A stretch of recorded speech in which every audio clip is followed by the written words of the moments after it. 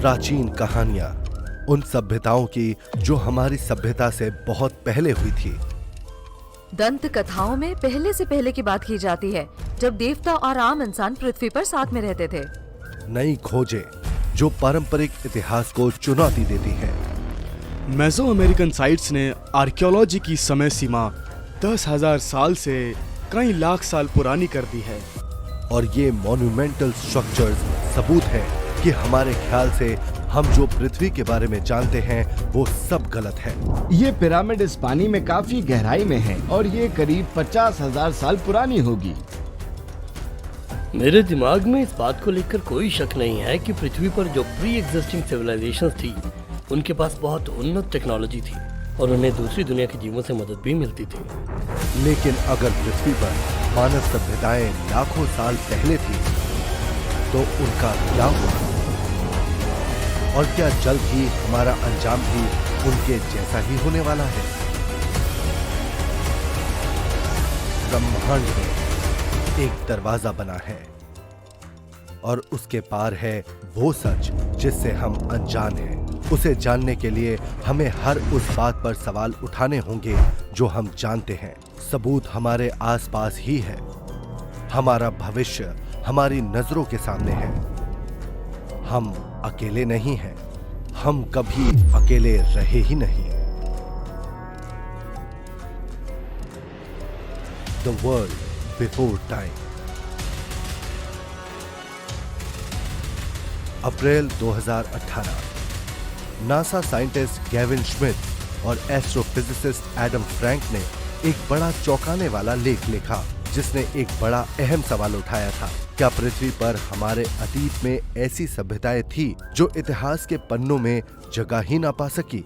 उस लेख ने एक बड़ा दिलचस्प सवाल उठाया था। क्या हम ऐसी सभ्यताओं का पता लगा सकते हैं जो लाखों साल पुरानी हो? और इसका जवाब बस एक ही है, नहीं, क्योंकि उन सभ्यताओं के सारे सबूत और उनके अवशेष वक्त के साथ गायब हो गए। उनका कहना था उनसे जुड़े सबूत ढूंढ पाना बहुत मुश्किल है। एक जमाने में पृथ्वी पर ऐसी विनाश लीला हुई थी जिसमें उन सभ्यताओं के सारे सबूत नष्ट हो गए। वो टेक्नोलॉजिकल सिविलाइजेशन कुछ 100 साल की ही थी और इतना समय फॉसिल रिकॉर्ड के हिसाब से बहुत लंबा टाइम फ्रेम नहीं है। अगर हमारी सभ्यता भी नष्ट होती है तो आने वाले दिनों में शायद हमारा भी कोई रिकॉर्ड ना मिले। अगर मानव सभ्यता खत्म हो जाती है तो आज से 1000 साल बाद हमारी आसमां छूती इमारतों और हमारे वजूद का भी कोई सबूत नहीं रह जाएगा। तो ये कोई नहीं जानता कि आज से 1 लाख साल बाद या फिर शायद लाखों साल बाद क्या बचा रह जाएगा। मुख्य धारा के आर्कियोलॉजी मानते हैं कि सबसे पुरानी सभ्यता आज के इराक के आसपास करीब 3000 बीसी में बसी थी। लेकिन कई प्राचीन लोगों के बचे कुचे इतिहास से पता लगता है कि जो पृथ्वी पर रहने वाले इंसान थे और जो आसमान से आए देवता थे वो साथ में ही यहाँ रहते थे। दंत कथाएं तो चली आ रही हैं, पीढ़ी दर पीढ़ी से, यानी कई पीढ़ियों से। उनमें पहले से भी पहले की बात कही जाती है, जब देवता और इंसान साथ में पृथ्वी पर रहते थे। हेसियोड एक ग्रीक लेखक थे जिन्होंने 5 एजेस ऑफ मैन लिखी थी। Golden age, silver age, bronze age, age of heroes और age of iron. Golden age में लोग देवताओं के साथ बड़ी शानदार जिंदगी बिता रहे थे। उन्हें लगता था कि ये कोई मिथक नहीं है। एस्टेक्स भी इंसानों से अलग युग में हुए थे। दूसरी संस्कृतियों का भी अलग अलग दौर रहा है और ये सिलसिला काफी पुराना है। ये उनके ओरिजिन से भी जुड़ा है।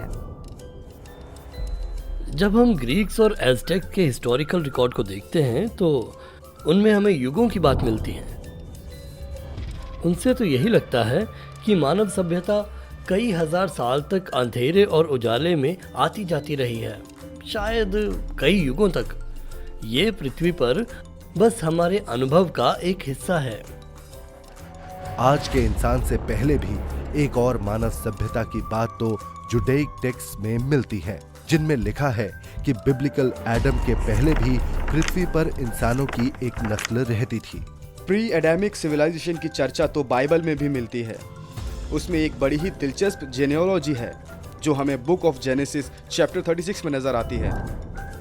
और उसमें ये लिखा है कि ये वो राजा थे जो एडम पर राज करते थे, इजराइल के राजा से बहुत पहले। एडम के पहले भी पृथ्वी पर ह्यूमनॉइड नस्ल के जीवों की सभ्यताएं बसी थी, जो काफी बुद्धिमान और टेक्नोलॉजिकली एडवांस थी। इनोकियन लिटरेचर के मुताबिक हमारे पास उसके रिकॉर्ड हैं, जिसके मुताबिक वो टेक्नोलॉजिकली काफी एडवांस थी, पर उनके पास शायद न्यूक्लियर टेक्नोलॉजी भी थी। कई कल्चर्स, कई ट्रेडिशन से ये बात पता लगती है कि हमारी आज की मानव सभ्यता के विकास के काफी पहले भी पृथ्वी पर कुछ था। शायद हमारी सभ्यता से काफी पहले पृथ्वी पर ऐसी सभ्यताएं थी, और हम ऐसी इकलौती टेक्नोलॉजिकल सभ्यता नहीं हैं, बस सबसे नई हैं। यहाँ पहले भी कई सभ्यताएं ऐसी रह चुकी हैं, वो नष्ट हो गई और वक्त के साथ उन्हें भुला भी दिया गया। क्या ये कहा जा सकता है कि ये प्राचीन कहानियाँ सिर्फ कहानियाँ ना हो, बल्कि ये हकीकत है कि हमारी पृथ्वी ने एक से ज्यादा सभ्यताओं को बसते और खत्म होते देखा है, और वो सब काफी उन्नत सभ्यताएं थी। कई कहानियों में उस गोल्डन एरा की बात कही गई है, जब इंसान और देवता साथ रहते थे। अब सवाल उठता है कि कौन से देवता और कौन सा वक्त, और वो असल में थे कौन? मेन स्ट्रीम आर्कियोलॉजी ये कहती है कि वो देवता असल में हमारे पूर्वजों की कल्पना का अंश थे, मगर मैं इस बात से सहमत नहीं हूँ, क्योंकि हमारे पूर्वज कुदरत के देवताओं और आसमान से आने वाले देवताओं में फर्क करना जानते थे, क्योंकि आसमान से आए उन्हीं देवताओं ने इंसानों को कई चीजें सिखाई थी। तो अगर कोई प्री हिस्टोरिक सिविलाइजेशन थी, तो उसे वो सारा ज्ञान दूसरी दुनिया के जीवों से मिला था। आज हम जिसे एंशिएंट एस्ट्रोनॉट थ्योरी कहते हैं, उसके पीछे का सेंट्रल आइडिया यही है कि हमारे अतीत में परग्रही जीव पृथ्वी पर आते थे और उन्होंने यहाँ पर रहने वाले इंसानों की दशा और दिशा बदल दी थी। अगर उन प्राचीन सभ्यताओं की कहानियाँ सच्ची हैं, तो वो कहानी भी जिनमें देवताओं के साथ इंसान के रहने की बात कही गई है, तो क्या ये कहा जा सकता है कि परग्रही जीव पृथ्वी पर एक नहीं बल्कि कई बार आए थे? एंशिएंट एस्ट्रोनॉट थ्योरिस्ट मानते हैं कि न सिर्फ ये बात सच्ची हो सकती है, बल्कि उनका ये भी कहना है कि इससे जुड़े सबूत सुमेरियन सभ्यता की कहानियों की जांच पड़ताल से मिल सकते हैं, जो करीब 5000 साल पहले हुई थी, और उन जीवों का नाम था अनुनाकी। अनुनाकी का मतलब होता है आसमान से आए जीव। हमारे पूर्वजों को लगता था उनसे मिलने डिवाइन मैजिकल जीव पृथ्वी पर आया करते थे। प्राचीन सुमेरियन टेक्स्ट में कहा गया है कि वो पृथ्वी पर नॉलेज और साइंस लेकर आए थे। उन्हें आमतौर पर परिंदों जैसा जीव दिखाया गया था। कमाल की बात है कि परिंदे जैसे चेहरे वाले अनुनाकी से मिलते जुलते एक जीव का चित्र लेस्को, फ्रांस की एक गुफा में मिला है, जो करीब 16000 BC का है। लास्को केव में एक काफी गहरा शाफ्ट है और इसकी दीवारों पर चित्रों के जरिए एक कहानी लिखी गई है। उन चित्रों में एक बड़ा बुल जैसा जीव है और उसके पास ही एक बर्डमैन बना है, परिंदे जैसी चोंच वाला एक जीव। लास्को के बर्डमैन को एक शामनिस्टिक फिगर माना जाता है, लेकिन एक सवाल उठता है, क्या वो कुछ और तो नहीं है? कहीं वो किसी और दुनिया का जीव तो नहीं था जो फ्रांस के उस प्री हिस्टोरिक कल्चर के साथ इंटरेक्ट करता था? 2019 में इंडोनेशिया के आर्कियोलॉजिस्ट ने ऐलान किया कि उन्हें सुलावेसी टापू पर एक गुफा के अंदर रॉक आर्ट मिला है, और उनका अंदाजा था कि वो करीब 44,000 साल पुराना है। अगर ये सही है तो जाहिर है कि वो कहानी बयां करने का सबसे पुराना पिक्टोरियल रिकॉर्ड है। कमाल की बात तो ये है कि गुफा की दीवारों पर बने चित्रों में एक ऐसा इंसान जैसा जीव भी बना था जिसका सर परिंदे जैसा था। उन पेंटिंग्स में 8 ह्यूमनॉइड शिकारी दिखाए गए हैं जो जानवरों के एक झुंड की तरफ बढ़ रहे हैं। उनमें से एक की परिंदे जैसी बहुत लंबी चोंच थी। 44,000 साल पहले इंडोनेशिया में वो बर्डमैन रहते थे। 18,000 साल पहले वो फ्रांस में थे। क्या ये सिर्फ एक इत्तेफाक ही है कि उन बर्डमैन की आकृतियां उन अलग अलग इलाकों में बनाई गई हैं? एक सवाल ये भी उठता है कि क्या वो बर्डमैन असल में उन अनुनाकी जीवों के रिप्रेजेंटेटिव थे जो हमारी प्री हिस्ट्री में आने वाले एक्स्ट्रा टेरेस्ट्रियल थे? अगर एंशियंट एस्ट्रोनॉट थ्योरिस्ट का ये दावा सही है कि हमारी सभ्यता से काफी पहले भी पृथ्वी पर कई बड़ी उन्नत सभ्यताएं हुई हैं, तो फिर उनका क्या हुआ और उनकी मौजूदगी का कोई पुख्ता सबूत क्यों नहीं मिलता? कई तो मानते हैं कि जवाब हमारी नजरों के सामने छिपा है और उनके वजूद से जुड़े पुख्ता सबूत उन चीजों में मिलते हैं जो बड़ी आसानी से समय की मार भी सह लेते हैं। पत्थर।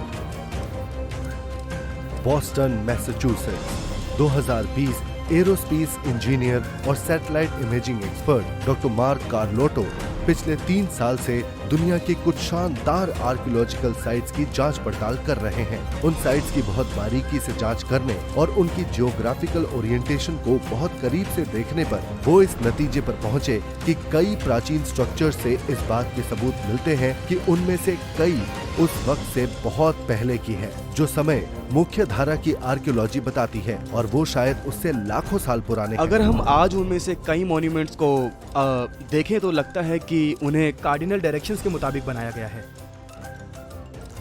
और उस तरह के अलाइनमेंट के लिए पृथ्वी, एस्ट्रोनॉमी और आसमान की जानकारी बहुत जरूरी थी। दुनिया के ज्यादातर मेगालिथिक स्ट्रक्चर्स इस तरह से बनाए गए हैं कि वो पृथ्वी के कार्डिनल डायरेक्शंस के अलाइनमेंट में हैं।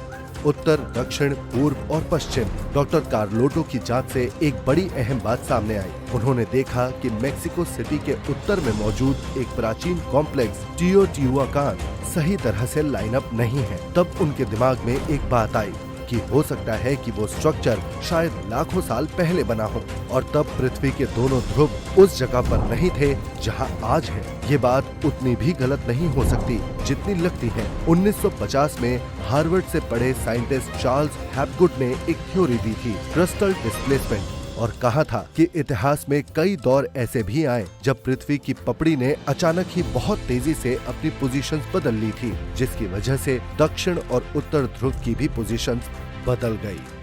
प्लेट टेक्टोनिक्स वो प्लेट्स हैं जो अलग अलग प्लेट्स के तौर पर धीरे धीरे आगे बढ़ती हैं, और चार्ल्स की थ्योरी के मुताबिक उनकी ज्यादा दिलचस्पी उनकी धीमी और स्टेडी मूवमेंट में नहीं, बल्कि पूरे क्रस्ट की अचानक और क्विक मूवमेंट में थी।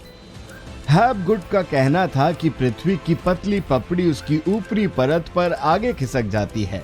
इसी वजह से नॉर्थ पोल और साउथ पोल भी शिफ्ट हो गए और फिर काफी बड़े जबरदस्त बदलाव भी आए। हैपगुड का एनालिसिस क्लाइमेट डेटा पर बेस्ड था। वो मौसम में आए बदलाव के पैटर्न को देख रहे थे। ग्लेशियल पैटर्न में भी बदलाव आए, आइस एजेस, और उन्हें लगता था कि उन पैटर्न से जुड़े थे वो कारण जिनसे पोल्स शिफ्ट हुए थे। हैपगुड मानते थे कि पिछले 1 लाख सालों में नॉर्थ पोल की लोकेशंस 3 बार बदली। जब मैं इन मेसो अमेरिकन साइट्स की तस्वीरें देखता हूँ तो लगता है कि वो पिरामिड और टेम्पल्स नॉर्थ की तरफ अलाइन नहीं थे, तो मुझे लगा कि वो शायद पुराने नॉर्थ पोल की तरफ अलाइन थे जिनकी खोज हैपगुड ने की थी। हैपगुड ने अपनी थ्योरी एल्बर्ट आइंस्टाइन के पास भेजी और उन्होंने उसे एंडोर्स किया था, और जब आइंस्टाइन की मौत हुई थी तब हैपगुड की किताब उनके डेस्क पर खुली रखी थी। डॉक्टर कार्लोटो मानते थे कि दुनिया के कुछ शानदार प्राचीन स्ट्रक्चर्स न सिर्फ हैपगुड की थ्योरी की तस्दीक करते हैं, बल्कि वो थ्योरी पृथ्वी पर बुद्धिमान जीवों के बारे में हमारी सोच को ही पूरी तरह से बदल देती है। मैंने इन तस्वीरों को तब एनालाइज करना शुरू किया जब मुझे एक ऐसी जियोग्राफिकली रजिस्टर्ड इमेज मिली जिससे पता लग रहा था कि नॉर्थ कहाँ था। मिसाल के तौर पर हमारे पास टियोटिहुआकान है और वहीं से मेरी खोज शुरू हुई थी। अब मैं इन 4 साइट्स को हाईलाइट कर देता हूँ जिससे पता लग जाए कि नॉर्थ किस तरफ है।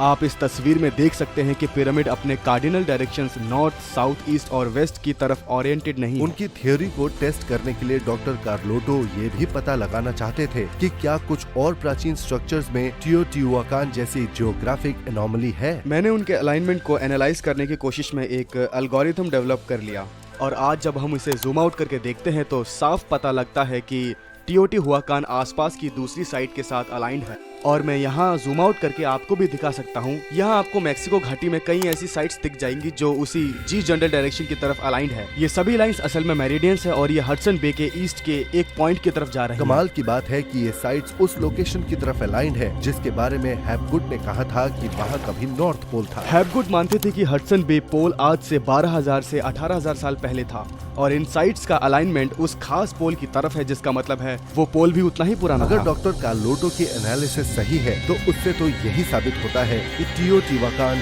कम से कम 10,000 बीसी में बना था, यानी वो मुख्य धारा के आर्कियोलॉजिस्ट के बताए समय से 10,000 साल ज्यादा पुराना है। उनका ये भी कहना है कि दूसरी साइट शायद उससे भी पहले बनी थी। पृथ्वी पर बनी एक बहुत ही एनिग्मेटिक साइट है बॉलबेक, लेबनान में बना जुपिटर का मंदिर।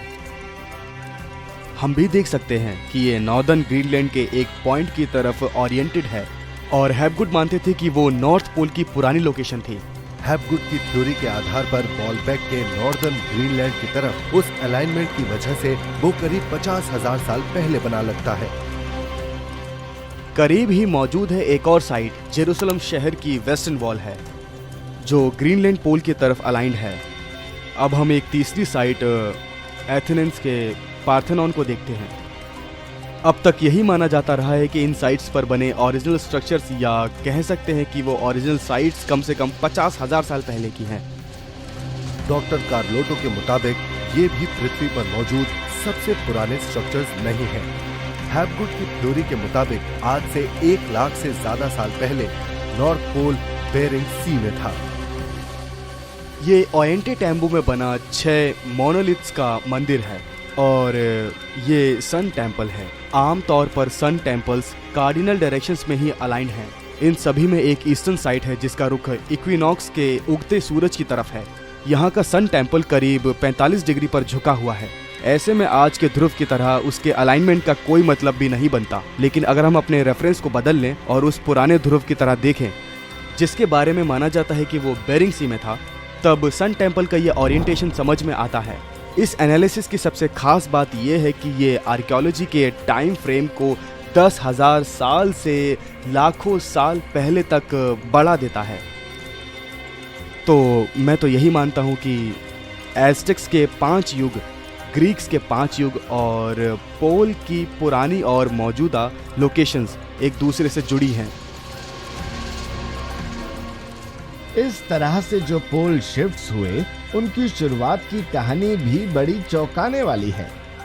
ये स्ट्रक्चर्स आर्कियोलॉजिस्ट की मान्यताओं से काफी पुराने हो सकते हैं और फिर लोगों ने उन्हें सैकड़ों या हजारों साल बाद दोबारा ढूंढा और उनका फिर से इस्तेमाल करने लगे। ये बात ही बड़ी दिलचस्प है। क्या जमाने पहले लुप्त हो चुकी सभ्यताओं के अवशेष आज भी बचे हुए हैं? उन सभ्यताओं के जो आज से 1 लाख साल पहले की थी, मगर उन्हें विद्वानों ने गलती से हाल का मान लिया था। शायद इससे जुड़े सबूत हमें उन प्राचीन लेखों की जांच पड़ताल से मिल सकते हैं जो 10,000 साल ज्यादा से पहले के हैं।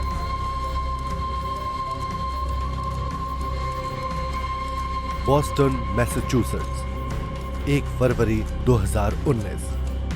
जियोलॉजिस्ट डॉक्टर रॉबर्ट शॉक और उनके कोलीग डॉक्टर मानू सेव्जेरे ने एक ऐसी खोज का ऐलान किया जो मानव इतिहास की मान्य टाइमलाइन के बारे में हमारी सोच ही बदल देगी। उनका कहना था कि उन्हें टर्की में गोबेकली टेपे के करीब 12,000 साल पुरानी आर्कियोलॉजिकल साइट पर एक हायरोग्लिफिक राइटिंग मिली है। अगर ये सही है तो जाहिर है ये आज तक मिले किसी भी लेख से कई हजार साल पुराना है। मैं तो यही मानता हूँ कि गोबेकली टेपे में हमें इस बात की सबूत मिले हैं कि वहाँ न सिर्फ राइटिंग और सिंबॉलिक नोटेशंस हैं, बल्कि कुछ पिलर्स पर लिखे लेख भी हैं। हम अभी भी उन्हें इंटरप्रेट करने की कोशिश कर रहे हैं और अगर ये एनालिसिस सही है तो जाहिर है उन्होंने लेख लिखे थे। अभी तक की पारंपरिक मान्यता तो ये है कि पृथ्वी पर लिखाई पढ़ाई का दौर ही गोबेकली टेपे बनने के 6,000 या 7,000 साल बाद शुरू हुआ था और हम अब गोबेकली टेपे में जो देख रहे हैं उसे देखकर नहीं लगता कि वो शुरुआत थी। क्या गोबेकली टेपे के पत्थर के पिलर्स पर मिले वो अनूठे सिंबल्स उस राइटिंग सिस्टम्स के सबूत हैं जिसे एक लुप्त सभ्यता ने विकसित किया था? वो सभ्यता जो 12,000 साल पहले हुई थी। एंशिएंट एस्ट्रोनॉट थ्योरिस्ट मानते हैं कि कई ऐसी लुप्त सभ्यताओं के पुख्ता सबूत मिले हैं जो कि आम मान्यता के मुकाबले काफी पुरानी थी। पिना डेल रियो, क्यूबा, 2001। कैनेडियन एक्सप्लोरर पॉलिना ज़ेलित्स्की और उनकी टीम यहाँ समंदर के किनारे कुछ दूर एक ओशियनिक सर्वे कर रही थी। तभी उन्हें पानी के नीचे करीब 2000 फुट की गहराई में कुछ बड़े अनूठे फॉर्मेशंस दिखे। जब वो तस्वीरें ले रहे थे तभी उन्हें वहाँ एक पिरामिडिकल स्ट्रक्चर और कुछ दूसरे स्ट्रक्चर्स नजर आए। कुछ सर्कुलर एरिया थे और ऐसा लग रहा था कि वहाँ नीचे कोई शहर बसाया गया था जो करीब 2 स्क्वायर किलोमीटर में बसा था। अगर ये बात सही है तो वाकई बड़ी हैरान कर देने वाली बात है। वो पिरामिड सिटी पानी में इतनी गहराई में है कि जियोलॉजिस्ट और आर्कियोलॉजिस्ट मानते हैं कि वो कम से कम 50,000 साल पुरानी है, क्योंकि तभी सी लेवल्स इतने नीचे थे। 50,000 साल पुराना। क्या क्यूबा के समुद्री किनारे के पास मिले वो फॉर्मेशंस डॉक्टर मार्क कार्लोटो की खोजों की ही तस्दीक करते हैं, जिन्होंने कहा था कि बॉलबेक के अलाइनमेंट्स, ग्रीक पार्थेनॉन और कई दूसरे प्राचीन एंशिएंट स्ट्रक्चर्स वाकई आज से 50,000 साल पहले बने थे। हमें दुनिया भर में पानी के नीचे मौजूद खंडहर मिलते हैं। लेक टिटिकाका में पानी के नीचे खंडहर मिले। योनागुनी नाम के सदर्न जापानीज आइलैंड में योनागुनी का फॉर्मेशन मिला। भारत में भी द्वारिका जैसे पानी के नीचे मौजूद शहरों के अवशेष मिले हैं और द्वारिका भगवान कृष्ण की नगरी थी। इंडियन आर्कियोलॉजिस्ट कई साल से उसे मिथिकल सिटी ही मान रहे थे, लेकिन फिर उन्हें गुजरात में समंदर में कुछ अवशेष मिले। मेडिटेरेनियन में 200 से ज्यादा डूबे हुए शहर हैं। कहा जा सकता है कि पृथ्वी पर शुरुआती सभ्यताओं के ज्यादातर सबूत जो आज पानी के नीचे हैं, जाहिर है वो उस वक्त बनाए गए होंगे जब समंदर के लेवल्स, समंदर और कॉन्टिनेंट आज के मुकाबले बिल्कुल अलग थे। ये सबूत यही इशारा करते हैं कि कई सभ्यताएं और संस्कृतियां थी जो आज तक की दुनिया की कहानी में गायब हो गई हैं। हालांकि दुनिया भर में पानी के नीचे मौजूद खंडहरों की अभी तक खुदाई नहीं की जा सकी, क्योंकि वहां तक जाकर आर्टिफैक्ट्स को निकाल पाना बहुत मुश्किल है। मगर उम्मीद है कि एक दिन डाइवर्स उन स्ट्रक्चर्स की जांच करने में कामयाब हो जाएंगे और शायद उन्हें वहां से भी वैसे सिंबल्स मिल जाए जो गोबेकली टेपे से मिले हैं। लेकिन डॉक्टर रॉबर्ट शॉक मानते हैं कि अब और इंतजार करना ही नहीं है। 1991 में उन्होंने ये कहकर एक बड़ा विवाद खड़ा कर दिया था कि गीजा का ग्रेट स्फिंक्स फेरोज के दौर से काफी पहले बना था। उस वक्त सारे इजिप्टोलॉजिस्ट यही मानते थे कि इस स्फिनिक्स को 2500 बीसी में बनाया गया था और उसे उस सिरे से लाइमस्टोन बेडरॉक से गाड़ा गया था। मैं एक जियोलॉजिस्ट हूँ, मैं वहाँ गया हूँ, स्फिनिक्स को देखा है। उसे देखते ही मैं समझ गया था कि उसमें कुछ तो गायब है। उसके बाद हमने देखा कि उसकी सतह पर मौसम का कितना असर हुआ है, उसमें कितने मिनरलॉजिकल चेंजेस आए हैं, ताकि हमें पता चले कि उस चट्टान को कब गाड़ा गया था। जांच के बाद मैं इस नतीजे पर पहुंचा कि स्फिनिक्स आज से कुछ 1000 साल पहले नहीं बल्कि पिछले आइस एज में बना था, मतलब करीब 10,000 बीसी में। डॉक्टर शॉक की एनालिसिस की सबसे अहम बात थी स्फिंक्स के बेस में हुआ इरोजन। आप स्फिंक्स के शरीर को देखिए। एक जियोलॉजिस्ट होने के नाते मैं फौरन समझ गया था कि कोर बॉडी का कटाव सहारा डेजर्ट की हवा या पानी की वजह से नहीं हुआ था, बल्कि उसकी वजह थी water precipitation. Water erosion Sahara desert में। अगर ये एनालिसिस सही है तो उसकी वजह क्या थी? 9700 बीसी के आसपास पूरी दुनिया का टेम्परेचर बहुत ज़्यादा बढ़ गया था। उसी की वजह से ग्लेशियर्स पिघलने लगे और सी लेवल्स बढ़ने लगे, लेकिन उसकी वजह से एटमॉस्फेयर में काफ़ी पानी चला गया। पर हमारा एटमॉस्फेयर एक हद तक ही पानी होल्ड कर सकता है।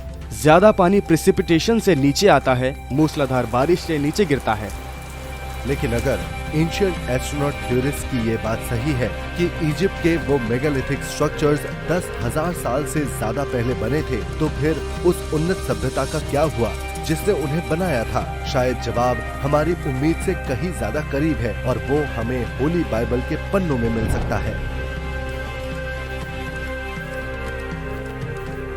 London, England, 2014। दुनिया में एक क्यूनेफॉर्म राइटिंग के एक बड़े ही मशहूर एक्सपर्ट और ब्रिटिश म्यूजियम के क्यूरेटर डॉक्टर इरविंग फिंकल ने एक किताब लिखी, द आर्क बिफोर नोआ। उसमें फिंकल ने एक सुमेरियन टैबलेट को ट्रांसलेट किया था जो 3700 साल पुराना था, और उसके बाद तो बाइबल की नोआ और विनाशकारी बाढ़ की कहानी ही बदल गई। उस किताब ने दुनिया भर में खलबली मचा दी थी। जब वो टैबलेट मेरी डेस्क पर आया तब उसे देखने के बाद ही मैं समझ गया कि वो बहुत ही खास था और मैं उसे देखकर हैरान रह गया था। आमतौर पर लोग इस बात में ज्यादा दिलचस्पी लेते हैं कि नोआ के समय की वो विनाशकारी बाढ़ कहाँ से आई थी, और एक बहुत बड़ी बात थी, बाइबल कहती है कि वो बाढ़ ईश्वर का फैसला थी क्योंकि इंसान पापी हो गया था और सब कुछ नष्ट करने पर तुला था। और फिर उन्हें आखिरी वक्त पर इसका अफसोस हुआ तो उन्होंने नोआ से कहा कि वो जल्दी से एक बोट बना लें और सारे जानवरों को उसके ऊपर रखकर दरवाजे बंद कर लें ताकि बाढ़ का पानी उतरने के बाद नए सिरे से जिंदगी शुरू हो। लेकिन वो टैबलेट दरअसल बाइबल की उस कहानी से करीब 1000 साल पुराना है। ऐसे में सवाल ये उठता है कि वो कहानी आई कहाँ से है, मगर अभी तक इसका कोई जवाब नहीं मिला है। भारत में भी ऐसी ही एक कहानी मिलती है। राजा मनु को एक मछली ने चेतावनी दी थी कि एक विनाशकारी बाढ़ आने वाली है। राजा ने एक बड़ी सी नाव बनाई और बच निकले। एज़टेक वर्जन कहता है कि एक पवित्र जोड़ा एक मक्का लेकर पेड़ के खोखले तने में छिप गया और इस तरह जान बच गई उनकी। दूसरे वर्जन्स आयरिश लेजेंड, नॉर्स लोर और चाइना से मिलते हैं। उस लिहाज से ये एक बहुत अहम मोटिव है। हमें किताब में लिखे इतिहास पढ़ने की आदत है, पर मानव सभ्यता का ज्यादातर इतिहास किस्से कहानियों में सुनाया गया है। इसका ये मतलब नहीं है कि वो कहानियां मन ग्रंथ हैं, बल्कि वो ऐसे पल थे जब वो मिथक हमें अपने अतीत की हकीकत बता रही थी। Usselo, the Netherlands, 1940। Dutch archaeologist Cornelis Hijszeler एक सैंड पिट की खुदाई कर रहे थे। तभी उन्हें एक बड़ी चौंकाने वाली बात नजर आई। मिट्टी की परत के 50 फुट नीचे राख की एक पतली परत मौजूद थी। वो काली राख की परत थी, तो इससे जाहिर होता है कि उस वक्त एक भारी तबाही आई थी, और वो आज से 11,000 से 13,000 साल पहले की बात है। अगले कुछ साल में राख की वो परत, जिसे यूसेलो होराइजन कहा गया, वो दुनिया भर में मिली। ओसेलो होराइजन 4 महाद्वीप के 10 देशों में मिली थी और ऑस्ट्रेलिया, साउथ अफ्रीका के साथ साथ यूरोप और भारत के दूसरे हिस्सों में भी, और दुनिया भर में मिली राख की ये परत सबूत है कि एक बहुत बड़ी तबाही आई थी। क्या राख की ये परत दुनिया भर में हुए एक महाविनाश का सबूत है, उसके जैसा जिसे विनाशकारी बाढ़ कहते हैं? जियोलॉजिस्ट डॉक्टर रॉबर्ट शॉक मानते हैं कि वो विनाशकारी घटना और उससे बनी राख की वो परत असल में एक जबरदस्त सोलर फ्लेयर का नतीजा थी। तब सूरज की चमक अचानक ही बहुत तेज हो गई थी। सबूतों के एनालिसिस के बाद मैं इस नतीजे पर पहुंचा कि उस वक्त एक जबरदस्त सोलर आउटबर्स्ट हुआ था। उसकी वजह से सारे ग्लेशियर एक झटके में पिघल गए थे। मतलब पलक झपकते ही उससे पानी भी भाप बन गया था। हमारे पास जियोलॉजिकल रिकॉर्ड्स में इस बात के कई पुख्ता सबूत हैं।